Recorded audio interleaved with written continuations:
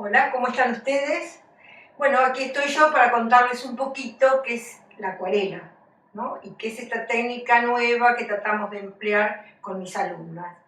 Bien, vamos a empezar por definir la acuarela.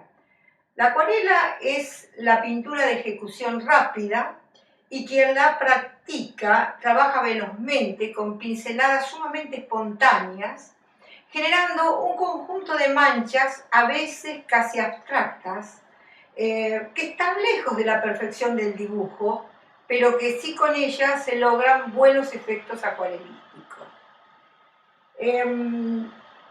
Para comenzar voy a explicarles cómo se desarrolla el acto de pintar. Hay tres momentos que son muy importantes. El primero es de la observación, el segundo de la ejecución y el tercero de la autoevaluación. Yo simplemente hoy voy a hacer hincapié en la observación y en la ejecución. La observación es el momento más importante para el pintor, porque es el momento en el cual él se tiene que adentrar en el objeto que va a pintar y ver si realmente tiene una sólida empatía con él. Tiene que agudizar todos sus sentidos y, por supuesto, si hay empatía, se van a movilizar las emociones. Ustedes saben que las emociones también despiertan las sensaciones, entonces se genera una verdadera empatía entre sujeto y objeto, ¿no?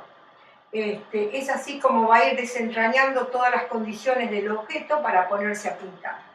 Una vez que lo tiene penetrado en él, no tiene nada más que tomar la hoja, realizar una ubicación espacial y determinar su acción. Ahí vendría el momento de la ejecución. En el momento de la ejecución también encuentro tres aspectos que son valorables y dignos de destacar, que son la transparencia, la espontaneidad y la velocidad. Las transparencias se pueden dar por veladuras o por fusión de colores. Yo trabajo la fusión de colores, no así las veladuras, que si quedan en la obra no las desestimo, las dejo porque son importantes dentro de la acuarela, pero sí busco y provoco la fusión de colores. ¿Qué quiero decir con esto y cómo puedo definir ambas?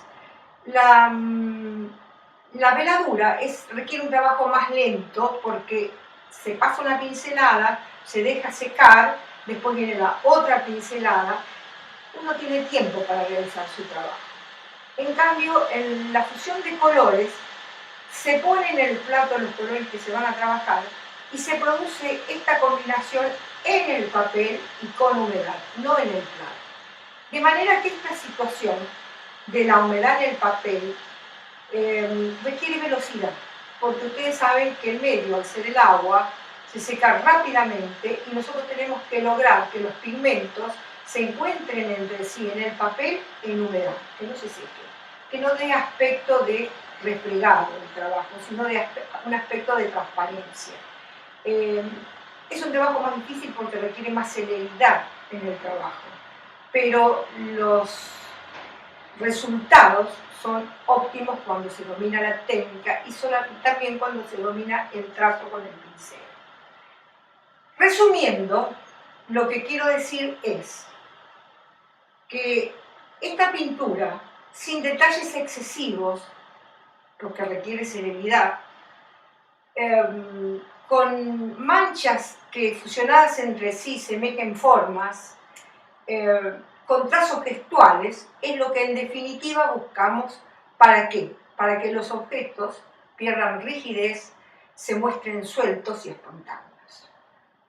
Bueno, vamos a mostrar ahora algunos trabajos que pueden, en lo que ustedes pueden observar lo que acabo de decir. Fíjense acá el trabajo del agua, y debo aclarar también que estos trabajos se hacen a mano alzada, sin dibujo previo. Acá tenemos otro trabajo donde se ve claramente la fusión de los colores, los trazos gestuales. Fíjense los verdes con los violetas, los celestes con los violetas. Son todos colores que se han fusionado en el papel. Acá tenemos otros nenúfares que también, observen ustedes el juego de transparencias que ha hecho el agua al fusionar verdes y azules al mismo momento, en unidad. Aquí tenemos unas margaritas, donde también se ven pinceladas sueltas y fusiones de colores. Bueno, esta es una babuinia, pero los blancos, debo aclarar que no tenemos pigmento blanco, que son sectores del papel que el artista va dejando a medida que trabaja. O sea que es doble dificultad con respecto a otras técnicas como el óleo o el acrílico.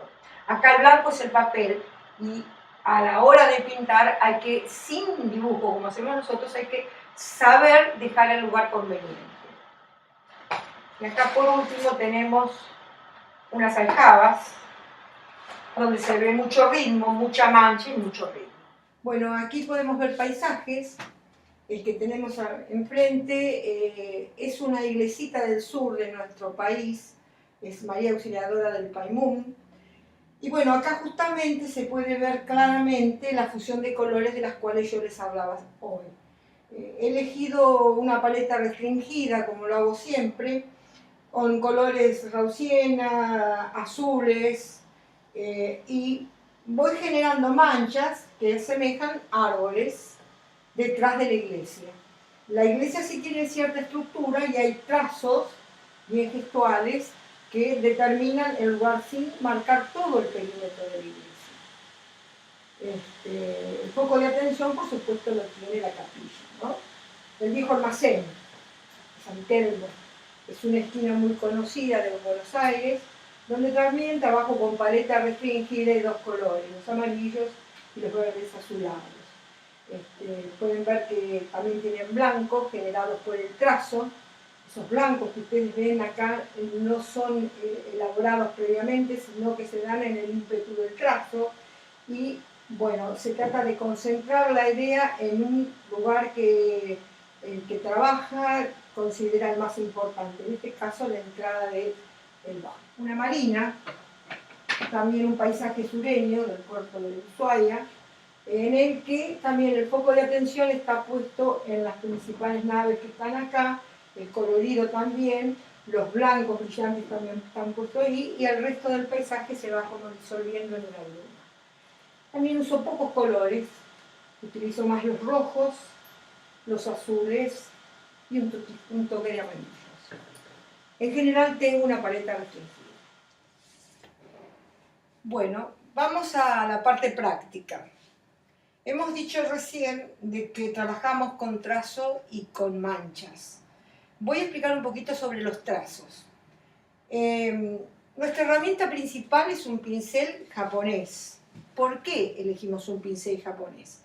Porque el mismo se presta para ser utilizado como único en todo el trabajo. Con este pincel vamos a poder hacer líneas finas, líneas gruesas, líneas anchas, líneas débiles, líneas profundas. Por ejemplo, con el mismo pincel, distintas formas de líneas, líneas suaves, líneas más fuertes. Y no tenemos necesidad en la velocidad del trabajo de ir cambiando, lavando tanto el pincel. Es decir, no trabajamos con un set de pinceles, todo lo hacemos con uno solo. Y lo hacemos desde un trazo donde se van a ver las luces y las sombras. No ponemos lo claro primero ni lo oscuro después. De un trazo, de una, saldría el efecto. Yo voy a explicar también en este momento a qué llamamos trazo vertical y a qué llamamos trazo oblicuo. El trazo vertical es cuando ponemos el pincel vertical con respecto al papel. El trazo que vamos a obtener es un trazo grueso o fino, pero de vigor. Este trazo es determinante en una mancha. También tenemos otra manera de colocar el pincel, que es en posición oblicua con respecto al papel. Estos trazos, para realizar estos trazos, tenemos que primero entender bien la carga del pincel, cómo va a ser. Para ello yo he puesto en el plato pintura azul oscura para que se pueda ver bien, y verán ustedes que estoy diluyendo con bastante agua el color.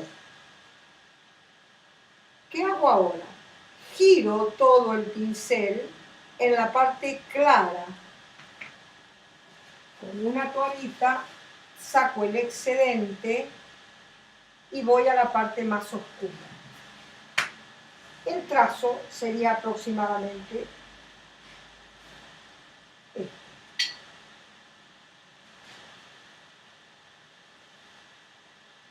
Podrán ver ustedes que se puede ver lo oscuro, lo medio y lo liviano del color, de un solo trazo. Hay un precepto chino que dice, del corazón al hombro, del hombro al codo, del codo al brazo, del brazo a la mano, de la mano al papel. ¿Por qué dice esto? Porque a la hora de pintar, con mucha maestría y mucho trazo, el alumno, el profesor, debe hacer maestría con grandes movimientos de los trazos. Por ejemplo,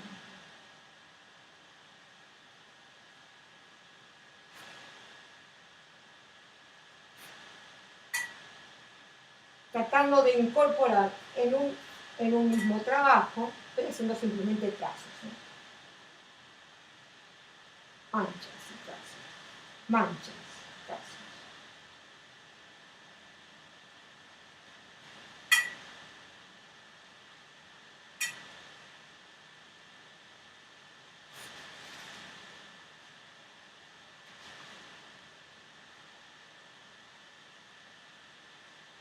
Yo digo a mis alumnas que es como si bailáramos con un pincel.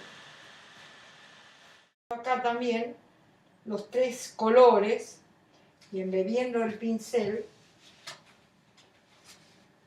en la parte más clara, voy a tratar de sacar algunas de las flores de palo borracho que veo ahí.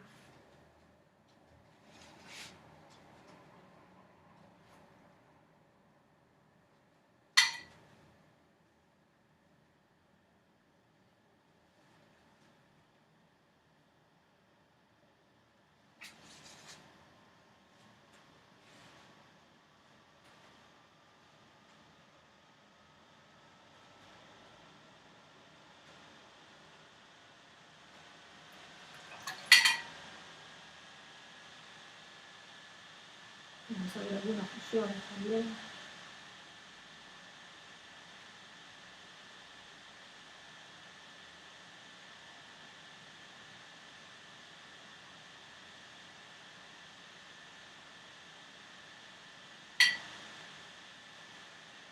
Bueno, vamos a los verdes.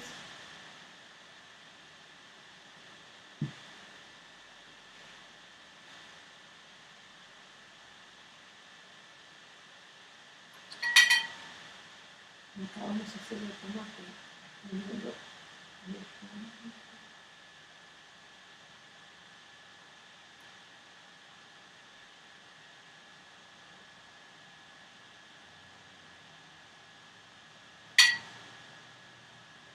Fíjense cómo se va a fusionar el verde en este momento con el color rojo, rosado, quiero decir.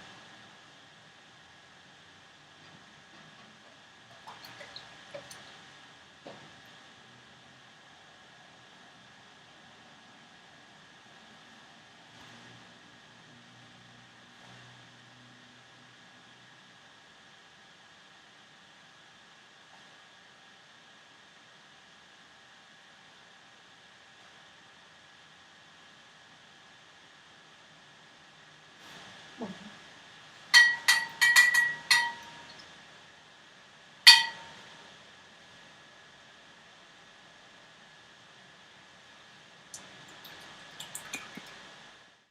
Bueno, vamos a hablar un poquito de lo que pensamos sobre este tipo de pintura, ¿no es cierto? Una vez que empezamos a pintar, tenemos que seguir, no debemos parar, no debemos retroceder.